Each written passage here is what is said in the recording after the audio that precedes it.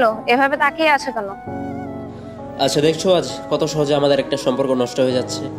আচ্ছা তোমার মনে আছে সম্পর্ক শুরুর আগে তোমাকে পাওয়ার জন্য কত কিছুই না করেছিলাম। আসলে সবচেয়ে বড় সত্য কি জানো, আমাদের সম্পর্কের আগের মুহূর্তগুলোতে বেশি ভালোবাসা ছিল, আর যখন আমাদের সম্পর্কটা হয়ে গেল তখন আমাদের রাগ অভিমান অভিযোগে সম্পর্কটা নষ্ট হয়ে গেল। যে তুমি আমার সাথে কথা না বলে থাকতে পারতে না, আজ সেই তুমি বলছো তোমার সাথে যোগাযোগ না করতে। এই শুনো, এত কথা শুনতে ভালো লাগছে না। ব্রেকআপ বলছি মানে ব্রেকআপ।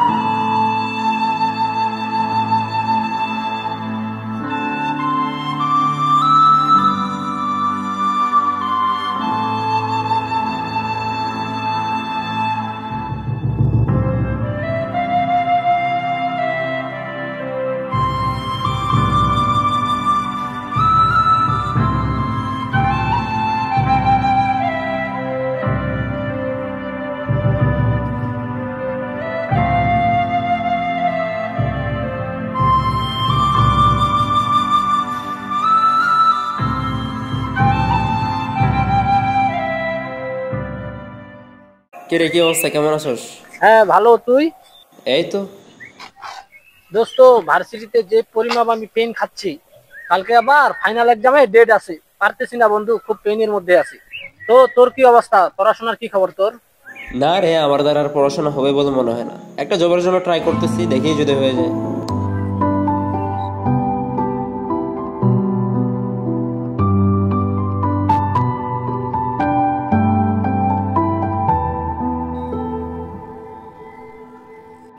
কিরে, কি দেখছ তুই?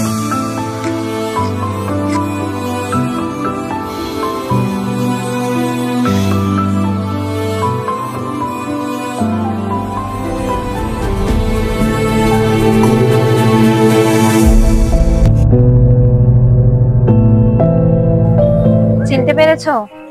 তোমার চেহারাটা তো ভোলার মতো না। অনেকদিন পর দেখা, তাই না? প্রায় 1 বছর তো হবেই। কেমন আছো তুমি? ভালো, তুমি? ভালো। আচ্ছা, তোমার মনে আছে প্রতিদিন তোমার সাথে এই রাস্তায় হাঁটার কথা? এসব স্মৃতি কখনো ভোলার নয়। বিয়ে করেছো? না। এখনো ভালোবাসো আমাকে? জানি না, তবে এখন আর কারোর জন্য কষ্ট পাই না। এত অভিমান? সেটা তো সবার উপর করা যায় না। যার উপর করতাম সে তো ছেড়ে চলে গেছে, এখন আর করে লাভ কি? এখনো রাগ করে আছো? রাগ করার অধিকার তো আমার নেই। সিগারেট খাও? কেন? নিকোটিনের ধোঁয়া যদি আমার সব কষ্টগুলোকে ভুলিয়ে দিতে পারে, তাহলে কেন তাকে আপন করে নেব না বলো? এখনো কবিতা লেখো?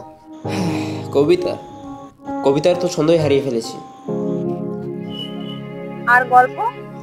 গল্প? গল্পের তো রানীকেই খুঁজে পাই না। নতুন রানীকে খুঁজে নাও। কেউ তো পুরাতন হয়নি। ফিরে আসলে গ্রহণ করবা? না, আর নতুন কোনো গল্প লিখতে চাই না। আমি তো প্লিজ, আর কিছু শুনতে চাই না। আমার তারা আছে, আমি গেলাম। আমার কবে দেখা? যেদিন নিয়তি চাইবে।